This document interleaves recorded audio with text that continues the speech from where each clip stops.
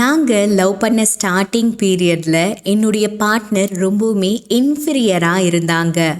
So அவங்க இன்ஃபீரியராக இருக்காங்க அப்படிங்கிறதுக்காக நான் அப்படியே விட்டுட்டு விலகியெல்லாம் போகல. அவங்கள ரொம்ப நான் கேர் பண்ணேன், பேம்பர் பண்ணேன்.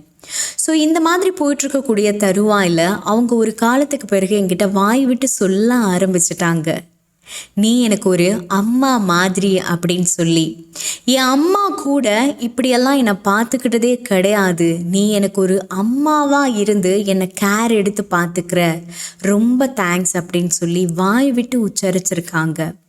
ஸோ இப்படி நான் அவங்கள கேர் பண்ணேன், அவங்களும் என்னை ஒரு அம்மாவாக ஏற்றுக்கிட்டாங்க. ஆனால் காலப்போக்கில் என்ன ஆச்சுன்னு தெரியல, இப்போது அவங்க ரொம்பவுமே டிஃப்ரெண்ட்டாக நடந்துக்கிறாங்க. என்னை பார்த்தாலே அவங்களுக்கு பிடிக்கல, நான் எது பண்ணாலும் அவங்களுக்கு தப்பாகவே தெரியுது. ஒரு அம்மான்னு சொன்னவங்க இன்னைக்கு அப்படியே அகெயின்ஸ்டாக ரியாக்ட் பண்ணுறாங்க. அவங்களுடைய இந்த மாற்றத்துக்கு காரணம் என்னன்னு நான் யோசித்து பல ராத்திரி நான் தூங்கவே இல்லை. ஆனால் ஒன்று மட்டும் என்னால் தெளிவாக சொல்ல முடியும், என் பார்ட்னர் என்னை ரொம்பவுமே லவ் பண்ணுறாங்க. என் பார்ட்னருக்கு நான் அம்மாவாக இருந்திருக்கேன், அவங்களும் ஒரு அம்மாவாகவே என்னை அக்செப்ட் பண்ணியிருக்காங்க. அப்படி இருக்கும் பொழுது அவங்க மாறுறதுக்கு சான்ஸே கிடையாது, வேறு ஏதோ நடந்திருக்கு, அவ்வளோ நல்லவங்க மாறுறதுக்கு வாய்ப்பே இல்லை. ஸோ இப்படி சொல்கிறவங்க ஒரு பக்கம். இந்த கேட்டகரியில் நீங்கள் இருக்கீங்களா? யாரையாச்சும் நீங்கள் அம்மா மாதிரி பார்த்துக்கிட்டீங்களா? ஸோ இந்த கேட்டகரியில் நீங்கள் இருந்தீங்கன்னா கமெண்ட் பாக்ஸில் ஷேர் பண்ணுங்கள்.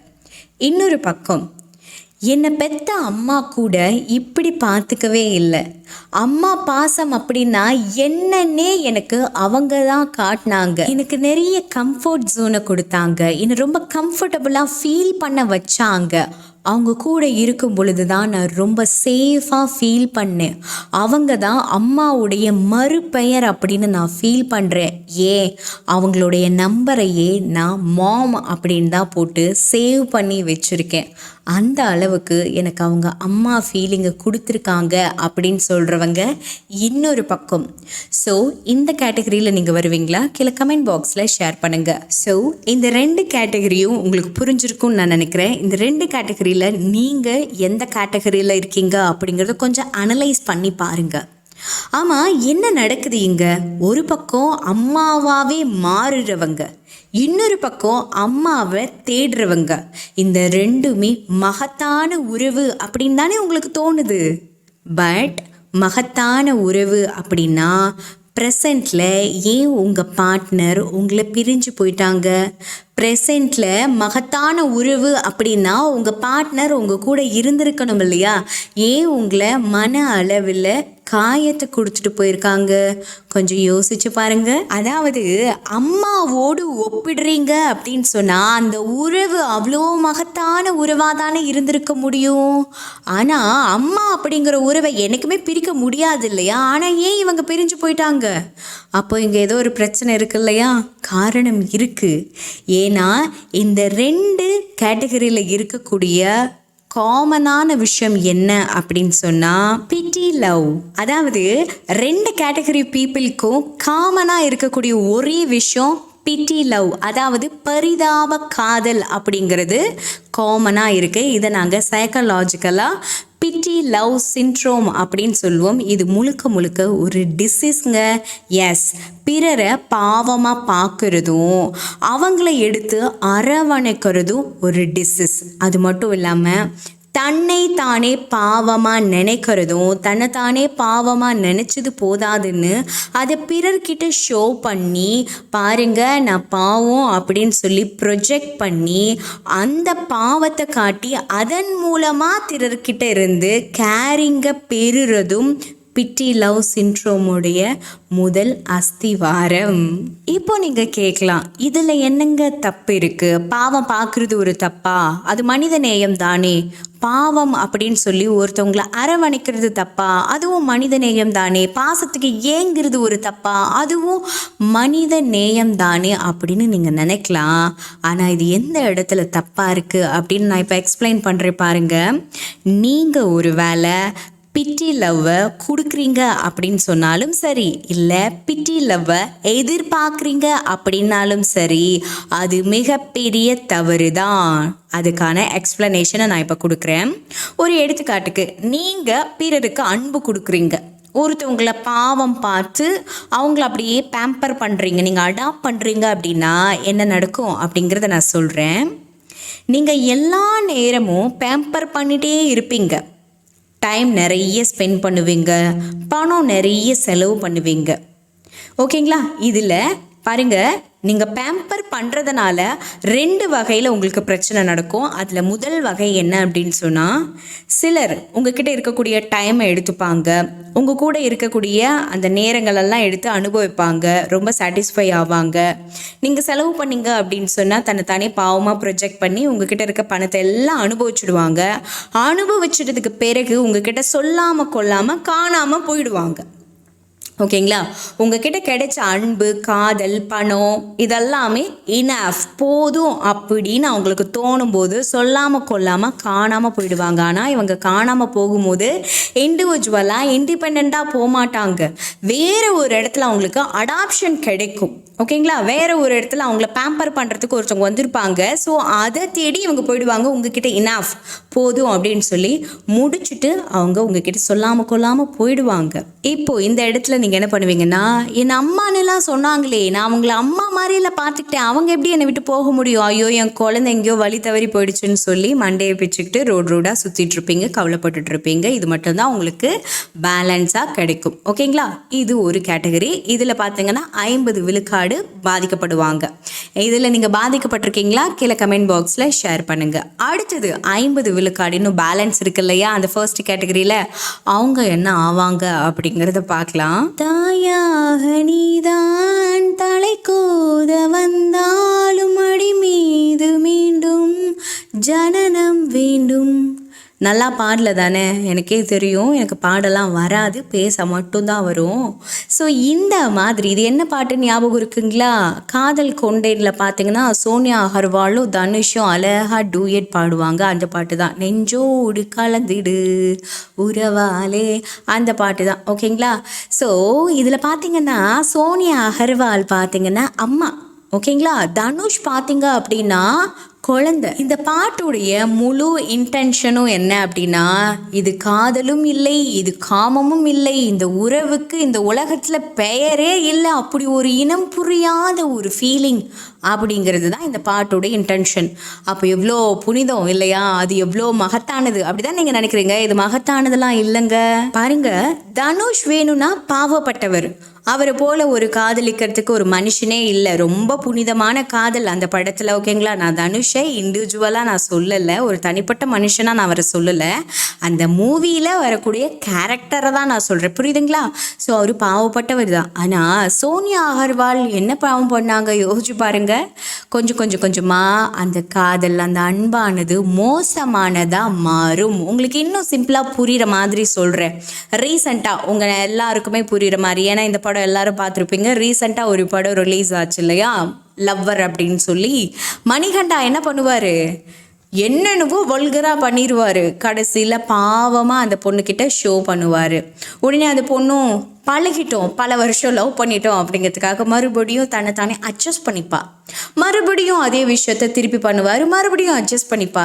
ஆனால் இந்த பொண்ணு பார்த்தீங்கன்னா கொஞ்சம் புத்திசாலி. அதனால் என்ன பண்ணுவான்னா, நான் உன்னை பாவம் பார்த்துட்டே இருந்தது போதும், நான் விலகிறேன் அப்படின்னு சொல்லி அந்த பொண்ணு புத்திசாலித்தனமாக அந்த மூவியில் விலகிடுவான். ஆனால் ரியாலிட்டியில் எத்தனையோ பெண்களால் விலகவே முடியாது.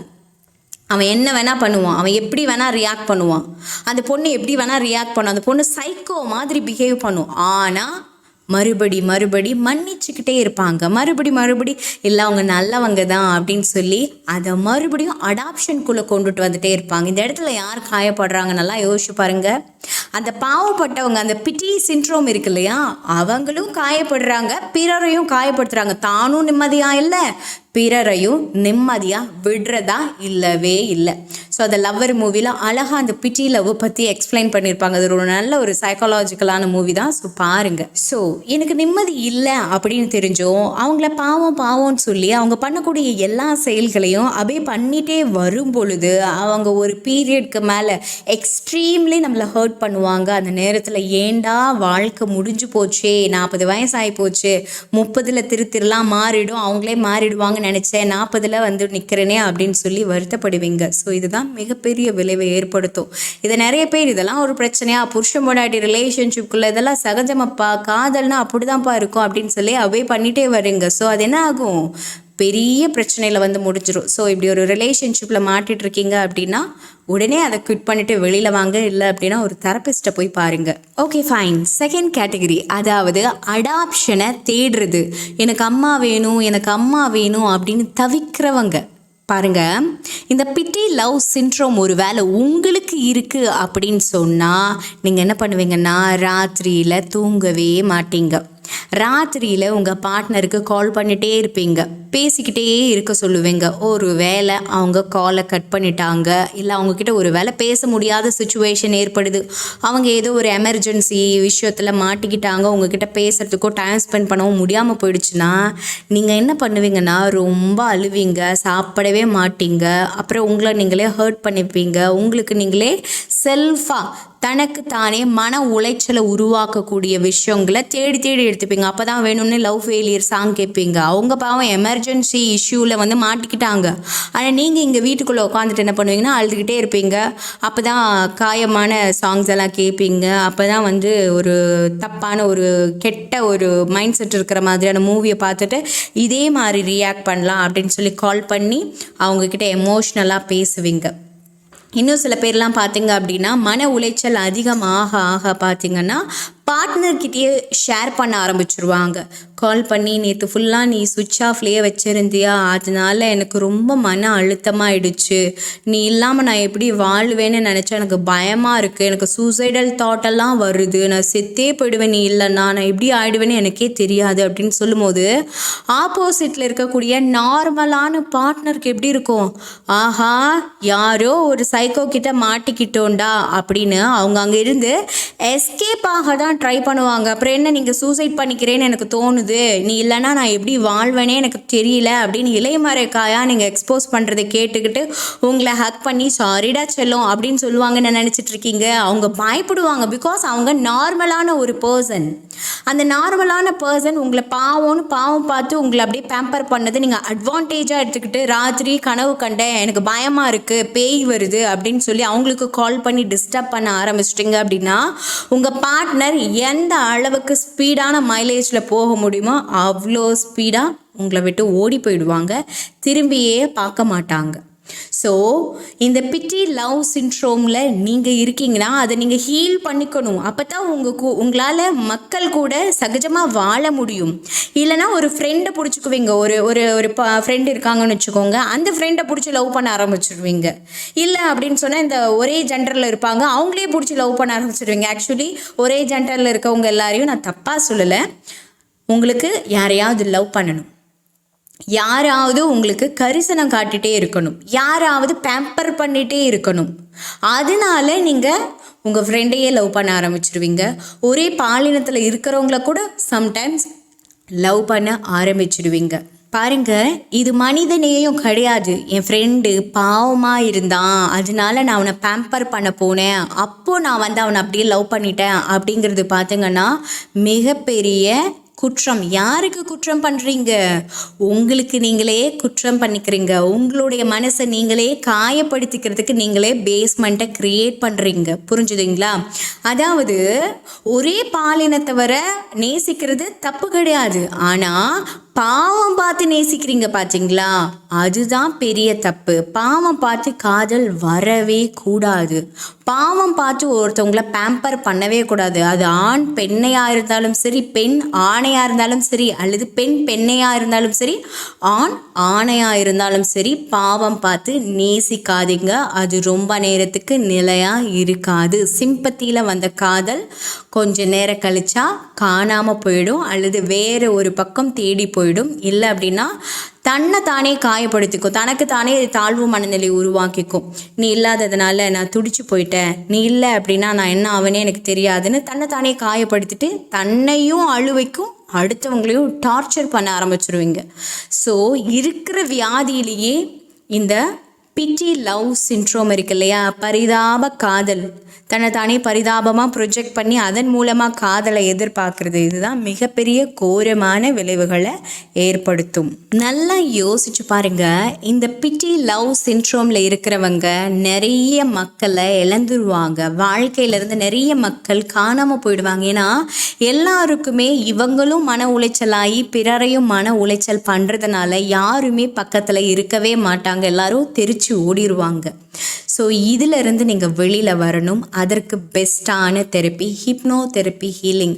ஆழ் மனசில் இருக்கக்கூடிய நெகட்டிவிட்டி, ஆழ் மனசில் தன்னைத்தானை பற்றி, அதாவது என்னை பற்றி நானே தப்பாக ஒரு மைண்ட் செட்டை ப்ரோக்ராம் பண்ணி வச்சுருப்பேன். அதாவது நான் ஒரு பாவம், நான் கஷ்டப்படுறேன், நான் எதுக்குமே பிரயோஜனம் இல்லை, என்னை யாராவது அடாப்ட் பண்ணணும், யாராவது அடாப்ட் பண்ணாதான் நான் வாழ்வேன் அப்படிங்கிற மாதிரியான ஒரு ப்ரோக்ராமிங் சிஸ்டத்தை பதிவு செஞ்சு வச்சுருக்கிறதுனால வரக்கூடிய ஒரு விளைவு தான் பிட்டி லவ் சிண்ட்ரோம். ஓகேங்களா?